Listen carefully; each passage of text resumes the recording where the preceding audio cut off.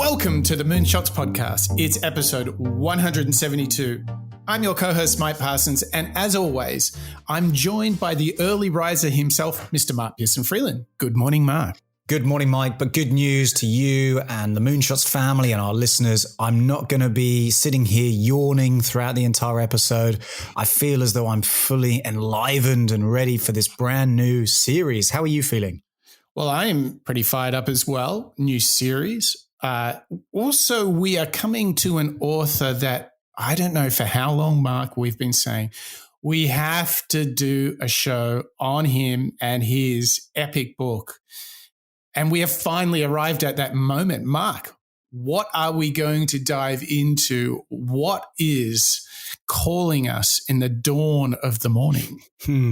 Rising us up in the dawn of a brand new habit series is Robert Sharma and his book, The 5 a.m. Club. And Mike, you're right. We've referenced Robert Sharma on the Moonshots weekly show, on our Master series, and he's an individual that we keep on circling around. He keeps on helping us wake up with our morning cups of coffee, but we've never actually dug into him until today. So I'm very, very excited to dig into that revolutionary book. I mean, it's fair to say we've touched upon him a couple of times because he's got really interesting formulas, practices, as well as points of view for us to learn from. So I'm pretty excited to dig into Robert Sharma, actually.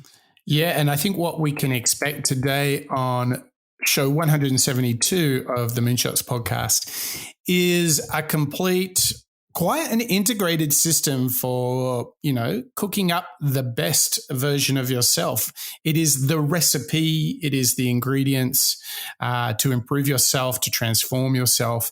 And this will be particularly good for anyone who has a big mission, a big project on the go. And if you want to kind of build a series of habits, to build an approach on how you want to bring to life your vision, this show is for you. So it's about getting on top of how you think, feel, and act. And I think importantly, how you can come out of the blocks really strong. Like a good start, is so good for your day. And something that's rung true for me all my life is win the morning, win the day. And if you think that's an interesting idea, then this show is for you. What do you think, Mark?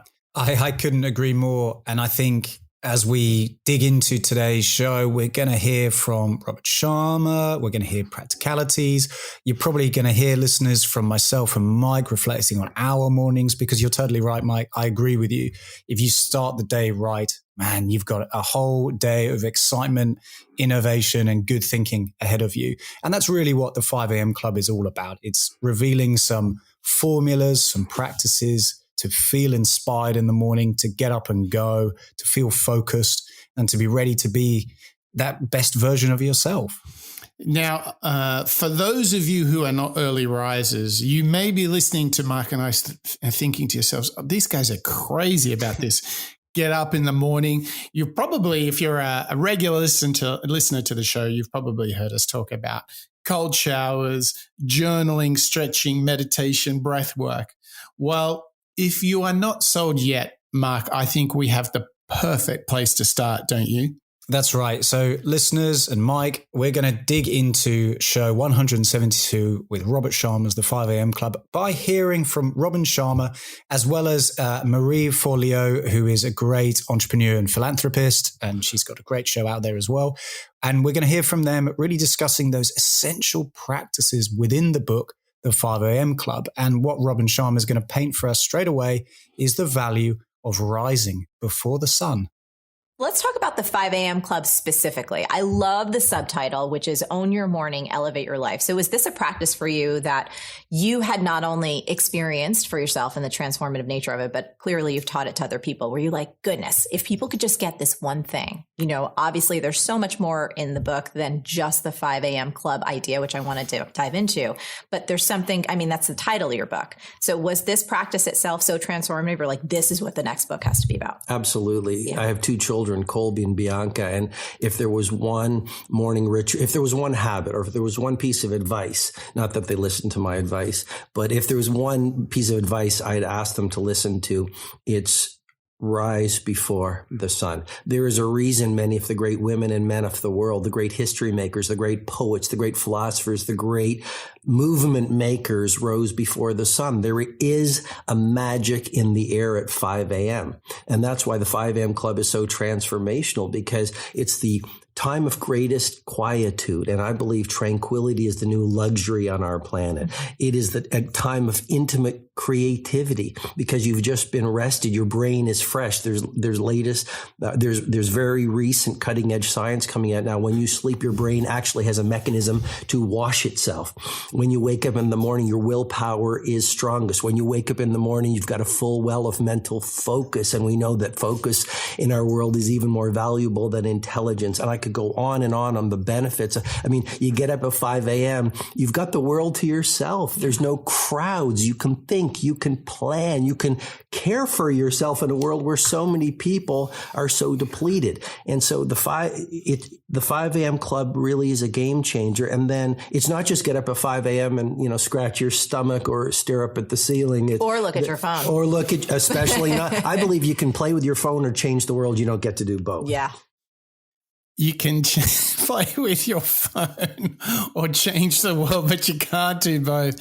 How perfect is that? It's so true.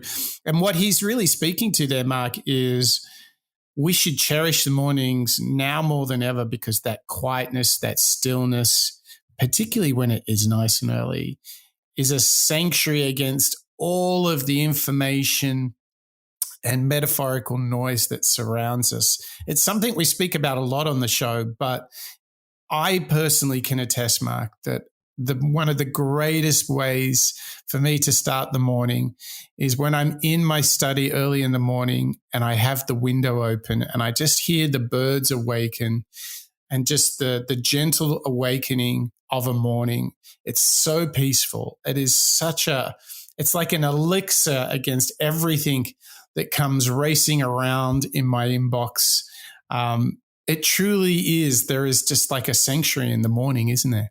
Yeah, I do find that this is something we discuss a bit on the show. I mean, we've recently, Mike, we heard from Mark Manson and the subtle art of not giving a, and he references this overindulgence almost in media and distractions that get in the way of our life. Obviously, I'm thinking Cal Newport with Digital Detox, and even Jordan Peterson, An Antidote to Chaos. We learned a lot about these different pieces of advice or references to the world being so busy now that we almost wake up and immediately, a lot of us, we check our phones. I can't remember the statistic now. I'll have a look in a minute, of individuals who wake up and the first thing they do is look at their phone.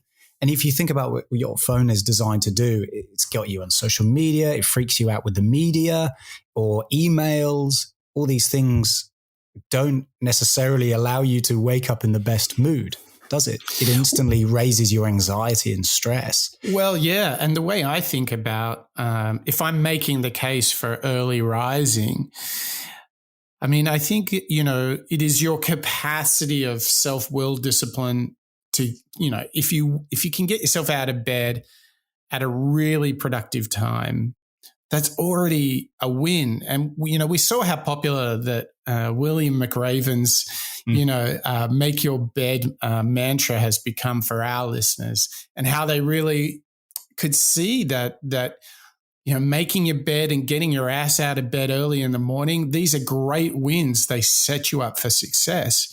But I think the biggest story here, and this is, I think, very powerful moonshots thinking, is that you are taking ownership, control of your morning, and the morning doesn't take control of you. You get yourself out of bed when you want to, and you don't fall victim to just jumping on your phone, because then you're looking at everybody else's priorities, not yours. Like for me, Mark, the act of thinking about the day before I check my email is such a powerful way of me dictating the terms of the day to the world, rather than me looking at all my emails and then thinking, what am I going to do today? I'm going to set the agenda, not my inbox. I think this is all tied to this idea of the 5 a.m. club.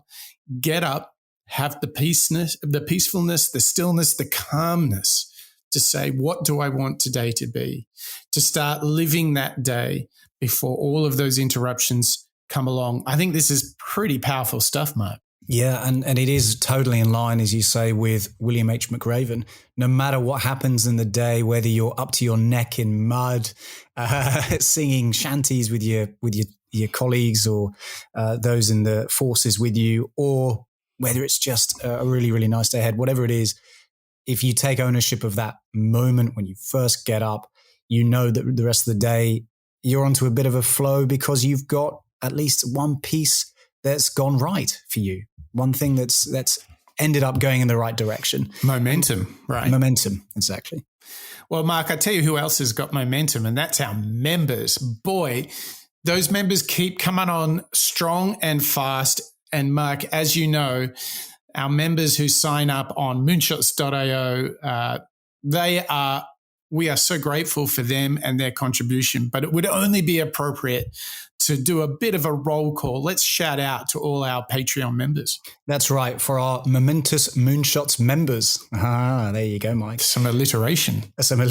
We are calling out our favorite Moonshotters who give a lunar-powered dose of good karma and support to us and the Moonshots family.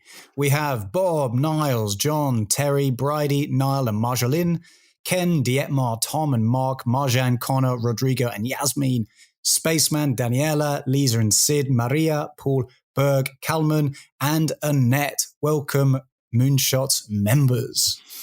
We are so grateful to each and every one of you and the contribution that you make. It's roughly about 1 cup of coffee a month. That helps us pay all of those bills: hosting, subscription services, transcription services, software, all the things that it takes for us to put this show together for you, our listeners. And we really do hope it gives you inspiration. It gives you a nudge towards being the best version of yourself. And more than anything, you just really enjoy learning out loud together here on the Moonshots podcast. And with that, it is really time to get into making ourselves just that 1% better. And today, with Robert Sharma and his book, The 5 a.m. Club, we're now going to get into his first method that he's discussing with Marie Forleo. He's going to talk about how you can start your day correctly with a model that he calls 20-20-20 method. The 5 a.m. Club method is based on the 20-20-20 formula. I'm happy to get into it, but that is tell us what it is. That's the revolutionizer, and it started from my experience with working with many billionaires. I've coached many of the most successful financiers and titans of industry for over 2 decades. And one of the things I would run them through is the way you begin your day sets up the way you live your day. And so the 20-20-20 formula that the book is based upon is pretty simple. I go into great detail in the book, but essentially it's from 5 to 5:20. The first pocket is move. And I'm a fanatic about neuroscience, and why do you get up and move? Because you're going to release serotonin, which is going to make you feel better. You're going to release dopamine, which is the pleasure and inspirational neurotransmitter. You're going to release norepinephrine, which will boost your focus. You'll promote neurogenesis. Marie, you can actually grow new brain cells. You're going to increase your metabolic rate. So the way you feel when you first wake up is not the way you're going to feel at 5:20. Second pocket of the 20-20-20 formula, 20 minutes from 5:20 to 5:40. That's on reflection. So a lot of us are busy, but what's the point of being busy if you're doing the wrong things? The billionaires, the great creatives, the people of great impact, the people who live beautiful lives are very intentional. Mm-hmm. They're very deliberate. They're very conscious. So for 20 minutes, you write in a journal. You can visualize. You can pray. You can meditate. You can simply contemplate how you're going to live your day, what you want to stand for during the day, for example. And then the final pocket of the 20-20-20 formula is all about grow. And that's where you just read from a biography or a business book or a philosophy book. And so that's 20 minutes of growing because I think we're most alive when we are growing. Yes. And I believe the leader who learns the most wins. The leader who learns the most wins, I think, is a good summation of those three parts, Mike, because fundamentally with the movement, with the reflection, with the growth, elements and sections that he breaks down in pretty prescriptive formula, I suppose, and we can dig into that in a minute. I guess for me, the thing that I'm really taking away from that formula and that model is this idea of setting the intention, taking ownership of that behavior so that you as an individual or me as an individual can go out, follow those steps and try to be closer to that best version of myself by setting up my day correctly. Yeah. So he's given us a basic 3-part model here: move, reflect, and grow. Let's do a little shot here of our favorite stuff in each of those buckets. Okay. So it's early in the morning and you hear he's saying like, let's get moving. And tell me about what would be your go-to for movement in the morning. I am a big walker. I really, really like walking. Now, I know that where Robert Sharma's going is maybe more intense than that, but there's nothing nicer than, particularly on the east coast of Australia, than getting that fresh air, that bit of sunshine just before it gets quite a bit too hot sometimes. Yep. I'm an Englishman, Mike, as you know. And getting out in that fresh air, getting your muscles moving, your blood pumping. Obviously at 5 a.m. the sunshine might not be up, but it's going to be fresh. Yeah. And it's bringing awareness to each of those limbs, to your skin, to your eyes, your ears, your mouth. And I think there's something quite mindful in that. There is, absolutely. I mean, it's sensory. That's where I think that the mindfulness really kicks in. Fresh air, you feel the cold, fresh crispness of the morning on your skin. I really love my mornings. If I have to say, like, what's the perfect movement? I would say even if it's just a 30-minute run, just a good run to get sweaty.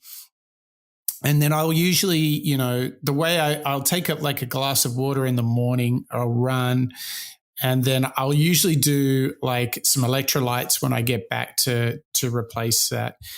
That without doubt is a great way to start the morning. I think another really good way to start the morning, if running's not your cup of tea or you don't have gym equipment, I think high intensity interval training and body weight workouts. So to me, the go-to would be push up, sit up, lunge and squat.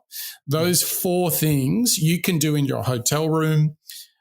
If you want to expand on that, again, I'm thinking without the gym, and we want to kind of get Robin Sharma going here.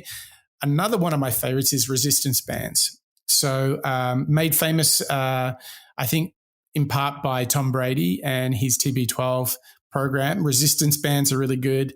Very little equipment. You get a lot of good resistance, kind of a similar but better than a weights workout. That's a great way to move. And, Mark, the funny thing is you only need 20 or 30 minutes. You don't need a ton, do you?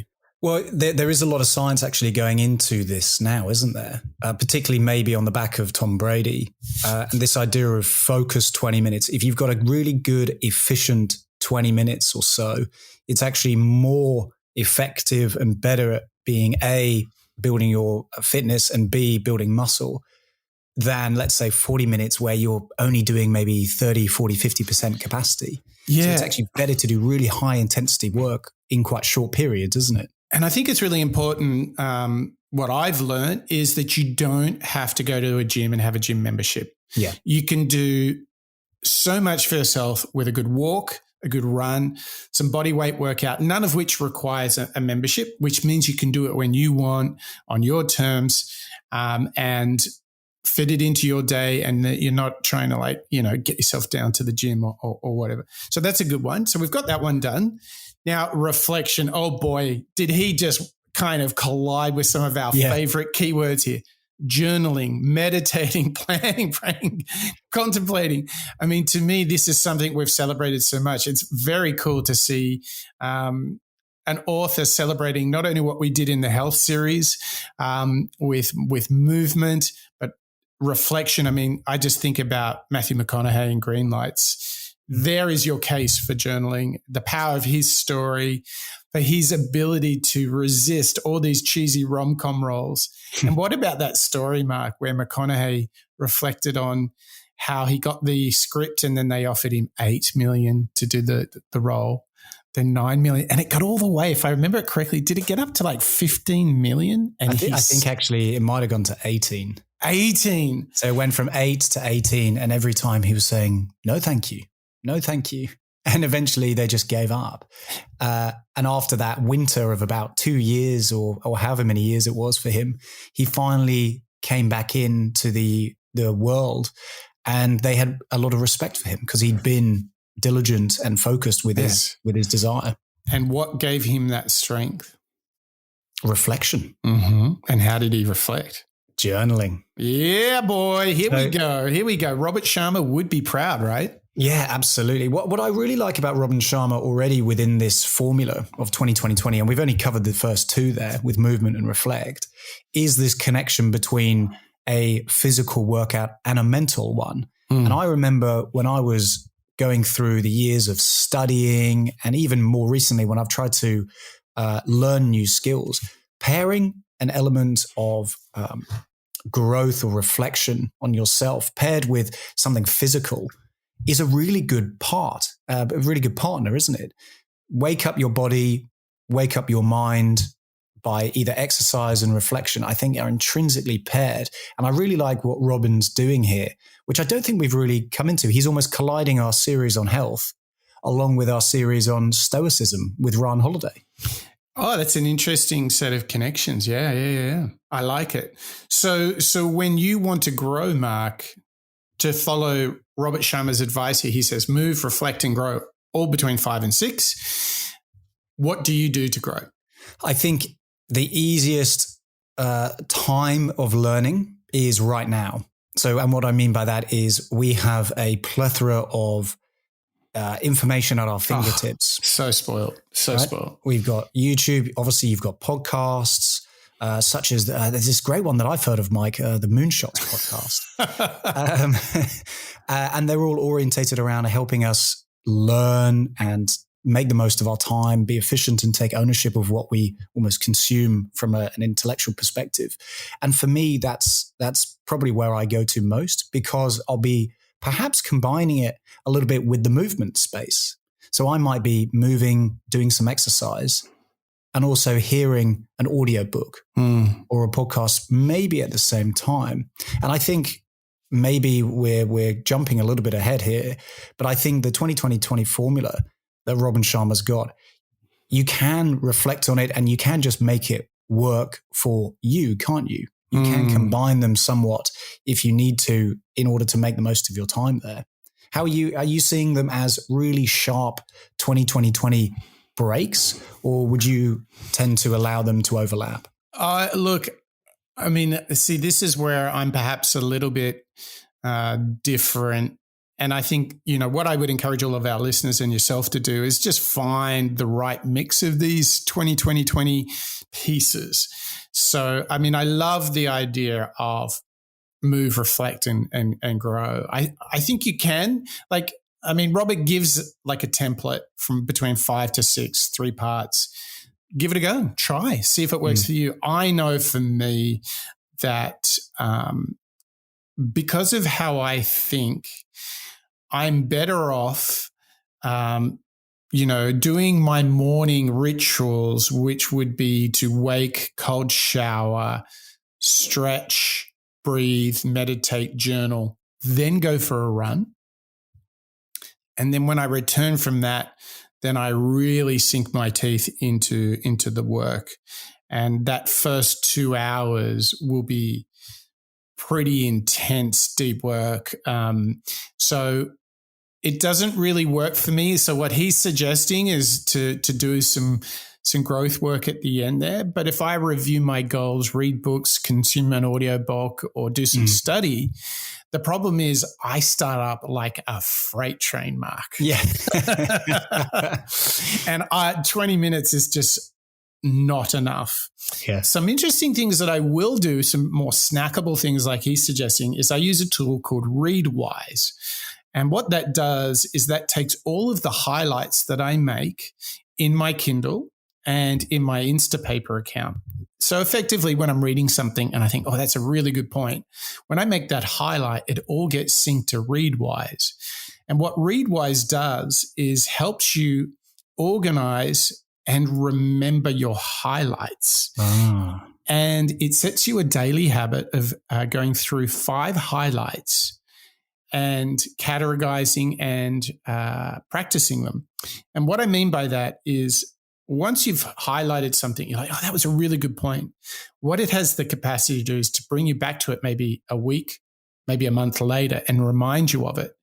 And you put it in a category and you can, filter it out or keep it. It's totally up to you. But what they're trying to do is by bringing it back in a daily review habit is to cement the highlight that you made in an article or in a book.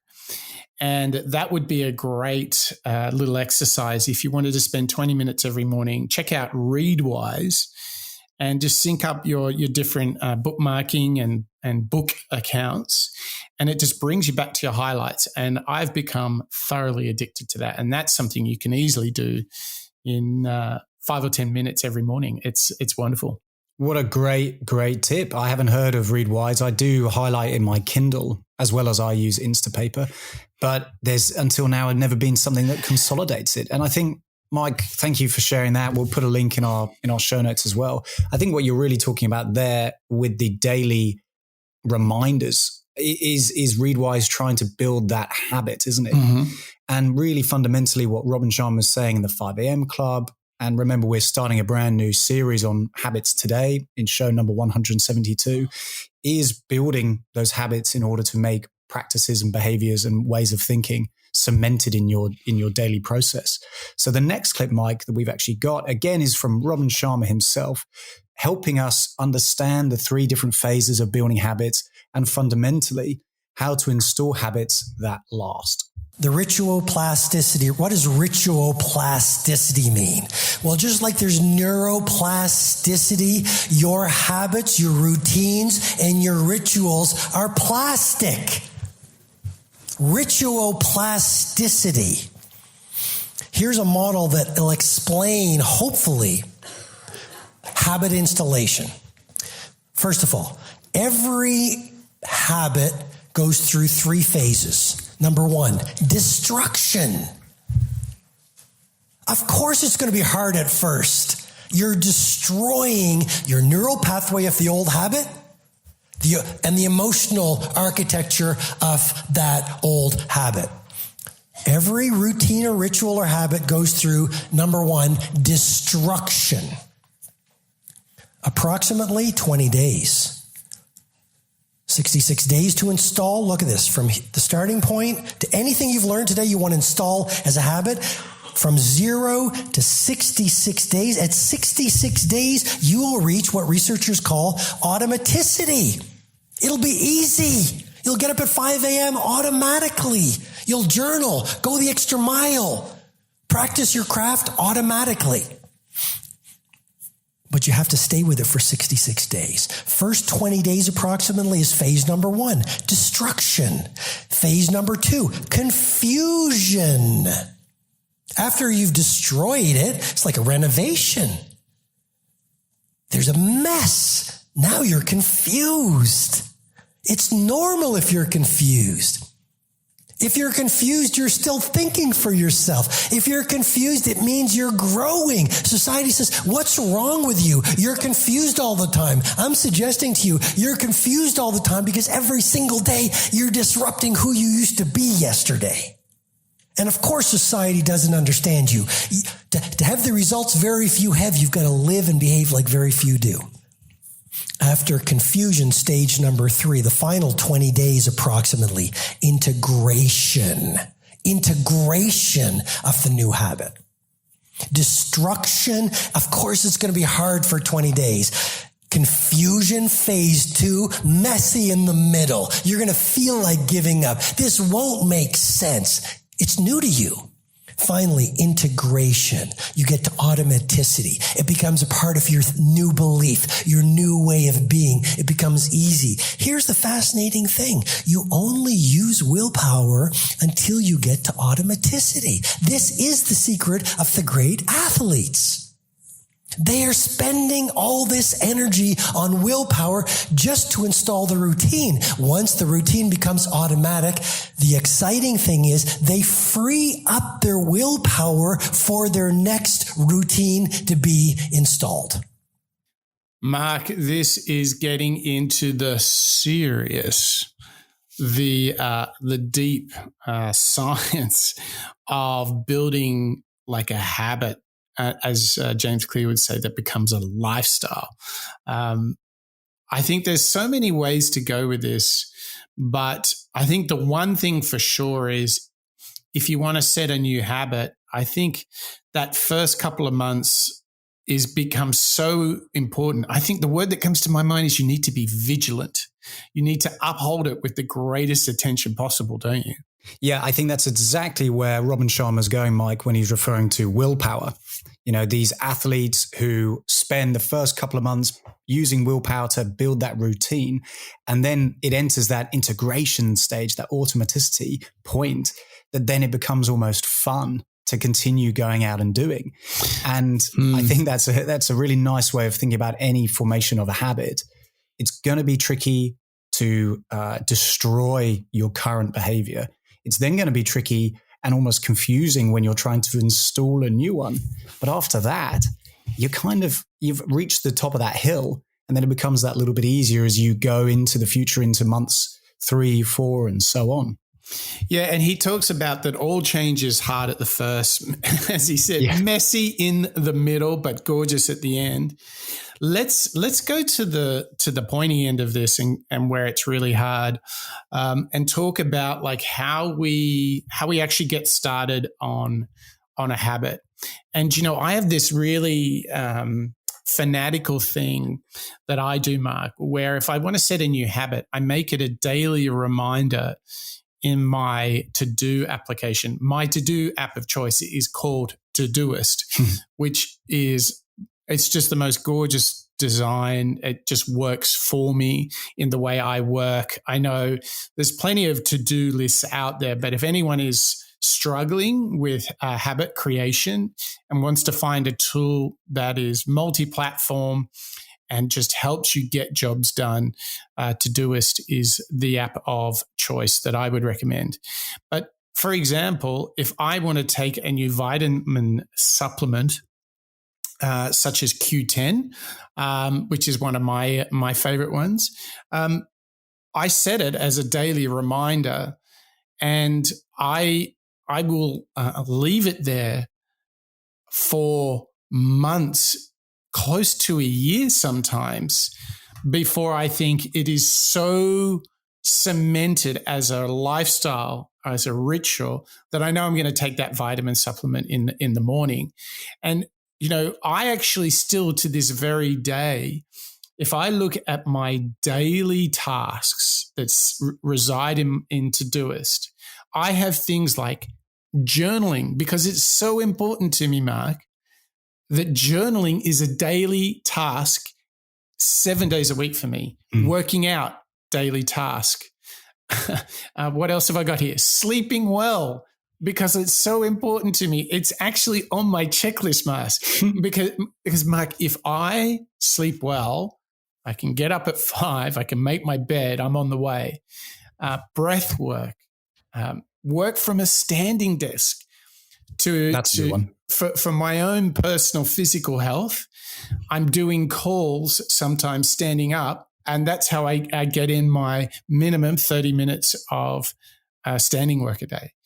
How do you go about, like, what's your hack to get at the hard bit when you're first introducing the change? What do you do to get your habits cemented? So I think I have to start by really coming to terms with the desire to change. So let's say it's, let's choose something that I've done recently. Well, I suppose journaling as well. You know, journaling is a pretty universal example. I'll have to come to terms or appreciate the sort of need or the goal that I have with trying to break an old habit. So in this case, breaking an old habit would be not journaling, going to bed and playing on your phone, or going to bed and just reading a book, rather than taking some time to reflect on it. And for me, Mike, I'll write my journal actually in the evenings as opposed to the mornings. That's, as we say, listeners, just figuring out whatever works for you, whatever habit is best in your day. So for me, Mike, I will also have quite regimented tasks within Todoist. I'm looking at mine. I've got exercise 60 minutes. Sorry, Robin, I won't just do 20 minutes. I might do 60. I've got write. So that could be journal. That could be otherwise, as well as call friends, family, and so on. Keep up to date with individuals. And then I'll also utilize my calendar to almost time block my day for smaller aspects as well. So if it's a habit like journaling, I might put it into my Todoist. If it's a habit where I've got to hold myself accountable to complete something maybe every day, I'll put a reminder also in Google Calendar so that I'm kind of getting hit or reminded from two different avenues, two different aspects. Yes. And again, same as you, the act of repetition, seeing it all the time, eventually builds that association where after maybe a few months, maybe it's 6, maybe it's 12, I can turn it off because now it's just a behavior that I can't start a good day without doing. Yeah. And I think the real test of knowing when you've got to that third stage that Sharma talks about is when you look forward to doing it. It comes so naturally. Like my run today, like it was like my whole very being last night was get your ass to bed so you can run before the show. And that's just because the run feels so good, makes me happy, and provides many of the benefits that Robin Sharma talks about. The one thing here is that is most useful is that Robin Sharma talks about how uncomfortable it gets at the beginning. And I think if you reflect on, hey, I'm going to have to get comfortable with being uncomfortable, which is something we got from the Joe Rogan show. I think if you can almost be excited about the adoption of something new and that it kind of feels all goofy and weird, right? Rather than like, oh gosh, rather than being resistant or negative, just choose to perceive it as novel, as new, as lighting up new neurons in your mind, getting you excited and activated for something new, rather than being like aversionary. Oh, it's all feeling a bit awkward and hard. Just enjoy that destructive process of breaking in new patterns into your very being. I think this is key, right? Because I think what happens is we all feel either uncomfortable or maybe even embarrassed when we try to start something new. But I say turn that on its head, celebrate it, love it, be goofy, be uncomfortable. That's okay. And I think what you see is Robin Sharma is kind of making a case for why you should do that, isn't he? Yeah, I mean, let's use going for a run, maybe doing 5K a day or less, in fact. Let's say you're training towards a half marathon. And this is an example, Mike, that I think you've said on Moonshots before, which is if you've got a target, let's say it's 5K, 10K, just give it a go. Don't beat yourself up if you can't get to that total within the first day or within the first week. I think it really speaks, and I think Robin Sharma's speaking to it again. Just give yourself the time, the space, as well as the patience to get to that goal. Because if you don't, you're just going to throw it out the window. You're going to think, oh, you know what, running, oh, it hurt my knee. I couldn't even get up that hill. Running's not for me. I'll throw away my running shoes. Whereas actually, what I find personally with running is after the first 2, 3, or 4, suddenly running becomes a little bit easier, doesn't it? It because does. You're just used to that strain, that stress that your body's going through. And suddenly you're then starting to get that, what they call the runner's high, and you can start to enjoy it. And I think that kind of speaks to that installation protocol that Robin Sharma is discussing there. Yes. Which is once you get through that kind of uncomfortable stage. And I guess it's like anything in life. Once you get through the uncomfortable stage, you can start enjoying the journey before you get to that destination of actually going out and doing that half marathon, because you're actually enjoying the process of creating a new experience. Exactly. A new ritual, a new lifestyle. And I tell you what's also very good to create as a habit is opening up your Apple Podcast app or Spotify and give a rating or a review to your favorite podcast, Mike. What do you think about that idea? Yeah, I believe that the best way of doing it is exactly as you just described. If you're listening to your favorite podcast, let's do an example, listeners. Moonshots podcast. You're listening to us coming down your headphones today.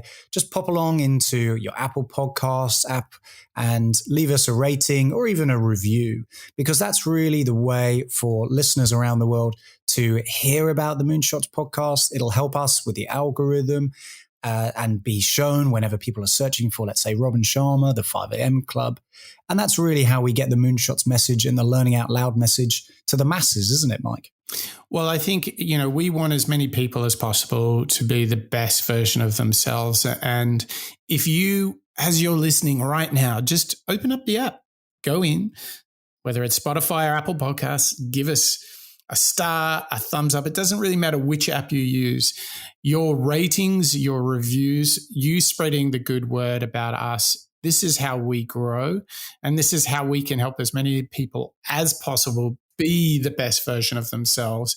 And that's why we do this. And we know that you are a critical part of the equation. We know that your sharing, your advocacy will help us on this mission. So get in there, just open up the app, give us a star, a rating, a review. Tell the world how you feel about being part of the Moonshots podcast. And as we do that, our gift back to you is to delve into 4 focuses that Robin Sharma has identified as really being sort of at the essence of mastering yourself. So once again, let's get into the work of Robin Sharma. This time, we're going to have a listen to YouTube channel Upgraded Mentality, breaking down his 4 focuses. Successful people tend to focus better than the average people. Not only that, they tend to focus on key areas. These 4 focus areas are as follows. The first, capitalization focus. We each have certain gifts that we are born with that will come naturally to us if we allow them to. This doesn't happen automatically, though. We must search for them and cultivate these talents before they can really help us succeed. Focus 2, eliminating distractions. In the world of social media, it is easier than ever to be distracted. Unless you carefully set your smartphone, it can buzz with notifications almost constantly throughout the day. Eliminating distractions and being able to focus on only a few important tasks is the second focus of the successful. Focus 3, personal mastery. Hate to break it to you, but you will never be perfect. You will always be a work in progress. Sharma recommends focusing on what he calls the 4 interior empires. The first mindset is your self-talk. 2, your heart set is your emotions. 3, health set is your physical fitness. And 4, your soul set, contemplation and meditation on who you are. The 4th focus, day stacking. This focus is where the victory hour shows up. Focus on creating great days and making each day better than the last one. Habits and consistency will lead you to success, not bursts of short-lived motivation. I think that's a good little takeaway at the very end, Mike, isn't it? If you can build habits, you'll get long-term success, new behaviors, new ways of thinking. But if you only do them in maybe a short-term burst, or maybe you read up, you learn for a period of time, but you don't install it as a habit, it's just, as they say, a flash in the pan, rather than a brand new behavior that you can really cultivate as a lifelong skill. It's almost like, as you were talking there, I was thinking about like the sports analogy. Like a great sports team would train regularly, methodically, ritualistically to be as good as they can be in the gym, on the court, you name it. So why wouldn't we just do the same? why for ourselves, right? Like, why don't we see ourselves as a sports team that needs a game plan, a practice? We need to recruit in the off season. Like, I could keep going, but for me, it is like, you got to go to training. And you'll remember when we did the Michael Jordan show, in the end, his training attitude was what set him apart. He trained harder than everyone else. He turned up to training before everyone else. He stayed at the end. And so by the time he got out on a court in a real game, he's like, this is easier than my training. I work harder in my training than I do in the court. I mean, putting in this continuous habits, lifestyle of improvement, of the search for mastery, of growing, this is at the heart of what Robin Sharma is talking about. And what I think is really interesting here is he's like basically saying us in these four key things is capitalization, right? Focusing on the right things, getting rid of all of distractions, master yourself, and then stack the day for success. There's so much in that. And I can see it takes years. And I still continue to work on what a great day looks like. I've been working on this for so long, and I'm genuinely excited to work on this until the day I die. But this is, as you said, and as a theme for this show, it's not a flash in the pan. You either do it or you don't. It's how you live or how you don't. Yeah, I totally agree. And you're quite right. All these elements, we might hear about these different habits, behaviors being touched upon in different shows. I mentioned Cal Newport, digital minimalism earlier, and that's very much in line with Robin's suggestions on not only how you wake up, but also what you focus on. You remove yourself from social media and so on. But you're right, that personal mastery piece is something that we're all working on day in, day out. It's every single moonshotter that we encounter, whether it's keeping your mind active from a growth mindset perspective, whether it's having gratitude, utilizing exercise or nutrition and sleep to be the best version of yourself, all the way through to reduction of your ego, stoicism, Ryan Holiday. I feel as though these elements that all ladder up to Robin Sharma's core lesson within the 5 a.m. Club is totally in line with what I think you and I try and do on the Moonshot Show, Mike. Absolutely. And I think where we get to is this moment. Do you make the very deliberate, meaningful choice to work on yourself, not just to work in the day?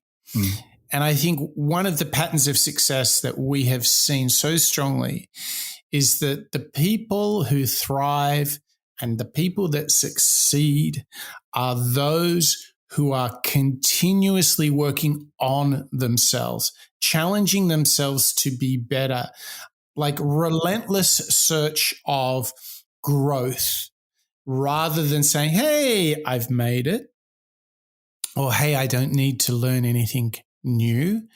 But they are of such a growth mindset that they are not just stumbling in a sort of like a comatose day, but they're continually working on themselves, building habits for a day, for a life. And I think that is the biggest choice that I made when I was 20 years of age.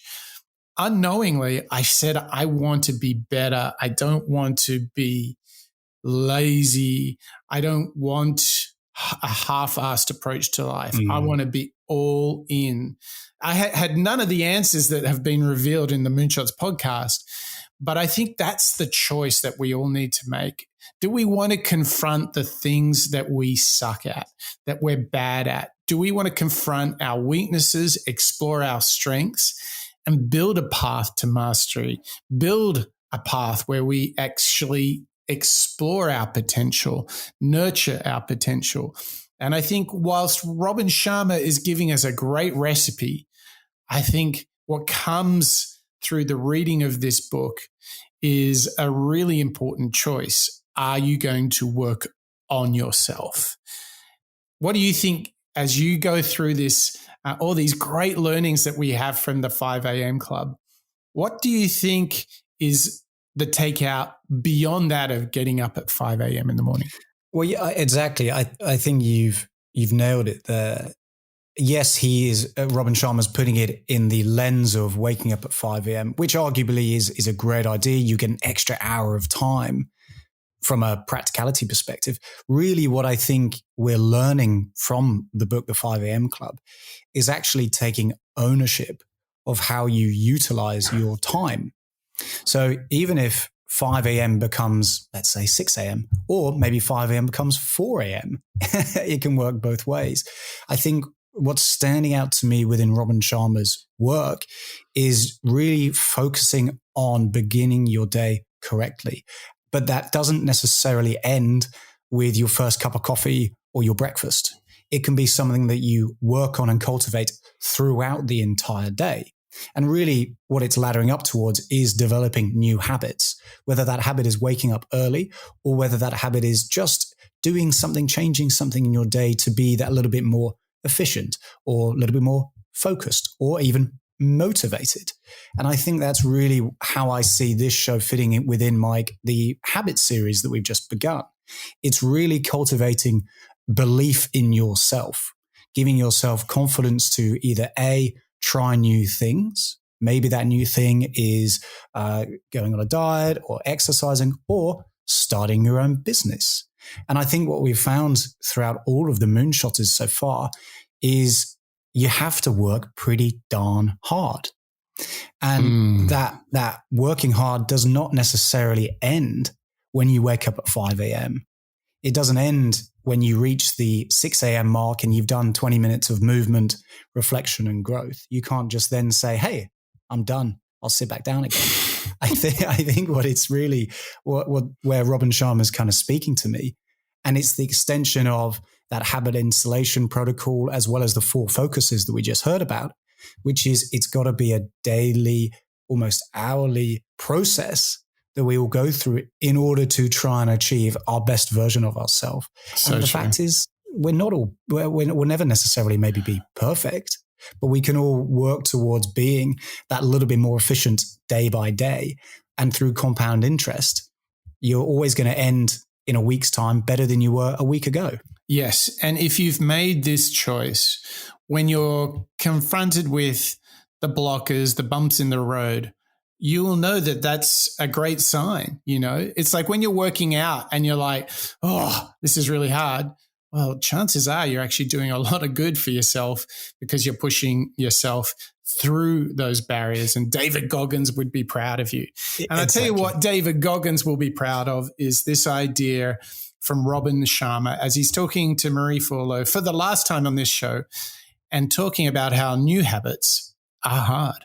All right, Robin, this sounds good, waking up at 5 a.m., but what about the fact that I have, tiny babies and a dog that just threw up and all of these kind of concerns or constraints that I don't think I can do this? What do you say to people when they're like, that just sounds too hard? Well, the pathway to world class is hard. I think suffering's got a bad rap. I think difficulty, you look at any, great athlete, for example, they understand that challenge, difficulty, grit, persistence, wiring in new habits, morning rituals, evening routines are the price of admission for world class. Right. And so let's go to the research again. University College London says it takes 66 days of practice to wire in a new habit. In other words, the gift of genius is not genius. The gift of genius is actually neuroplasticity. In other words, we have a brain that can grow. It's sort of plastic. It's malleable. The good news is that's not just for Kanye and Beyonce and Federer and Oprah and Phil Knight. Every one of us has that capability in our brain to build genius. So what I'm suggesting is anyone who wants to get up early so they get an extra hour and they can do the things that we're talking about, practice it for 66 days until you will reach what researchers call a state of automaticity where it actually gets easier to get up at 5 a.m. than not to get up at 5 a.m. And so in the book, one of the brain tattoos is all change is hard at first and it's messy in the middle and it's gorgeous at the end. Yes. And everything, Marie, that we once found difficult, that we now find easy, we once found difficult. We do have the ability to wire in new habits, and joining the 5 a.m. club is simply the best habit anyone can wire in to lead to an upward spiral of success for greater productivity, better health, more peace of mind, more happiness, and living a much more high impact life. I think, Mike, that feels as though a perfect synopsis or wrap up for a lot of the lessons that we've been discussing today, particularly, and the thing I really want to come back to is the fact that genius and this idea of genius, this idea of being a moonshotter even, can be achievable to all of us. But the truth is, it does take some damn hard work. We can all do it if you're willing to put in the practice. Sure. And here's the news. I think most people don't put in the work. I think that's really what it comes down to, isn't it? You know, most people don't get up at 5. Most people don't make their bed. So maybe this is a good way to motivate you. If you simply start doing these things, you're the exception, not the rule. Exactly. I mean, something as, to be honest, unpleasant to begin with as cold showers. Mm-hmm. I mean, I've particularly started redoing it. I gave myself a little bit of a break, Mike, I'll be honest. Oh, Mark, hang on. Our listeners have just like fallen off their chairs. Yeah. I thought this was the cost of being a Moonshots host, that you had to do the cold shower. Well, exactly. So here's my pitch, listeners. I took a break, and when I came back to it, it was almost like I was kind of learning it again, if that makes sense. So it was such a habit that then when you give yourself a little bit of a break, much like working out and exercising, I suppose, it degrades, your resilience to it degrades quite quickly. But what I will say is when you come back to it after even just a short break, your tolerance is still a lot higher. So there was a residual comfort, I suppose, that came with the cold shower. So it wasn't as frightening the first time as perhaps it was a year ago when we did the Wim Hof show. So I think my point really there is, with that little bit of practice, it does become that little bit easier to put up with things like cold showers or waking up early or going for that extra long run. I think it's just exposure. I don't know, Mark. I think we need to report you to Moonshot's HR department. I think this is scandalous breaking news here on the Moonshots podcast. No, you're absolutely right. And also something that's really good that Sharma points out is, you know, it's hard, it's uncomfortable, and he talks about suffering has a bad rap. I love that point. Because we've seen, you know, Joe Rogan and many others talk about get comfortable with uncomfort. Jocko Willink, problem. Good. You know, this is where you want to be, because as soon as you're prepared for that, you've made a deliberate decision to work on yourself. You can go places once you know it's going to be hard. Stop expecting it to be easy. Stop expecting to be an overnight success, because it just doesn't happen like that, does it? No, absolutely not. There's no overnight success, I don't think. And anybody who claims that you can get into riches or happiness within 6 steps is probably saying something that's not quite true, Mike. I think, like anything in life, it just takes time. And to be honest, as we've learned on the Moonshot show, the journey is often even more enjoyable than the destination once you put yourself into that growth mindset. Change your perception, and rather than trying to sprint towards the finish line, instead enjoy growing that resilience, that grit, that determination, because fundamentally it's actually quite fun. True. Well said. Build a ritual, build a habit, build a lifestyle to be the best version of yourself. Well, Mark, thank you to you for sharing this journey into the 5 a.m. Club. And thank you to you, our listeners. It has been fantastic to have you on show 172 with Robin Sharma's The 5 a.m. Club. And it all began with his notion, with his idea, rise before the sun. And in doing that, leap into your 20-20-20 model to start your day correctly. And don't forget that building habits has 3 phases, and it all starts with that messy, ugly destruction.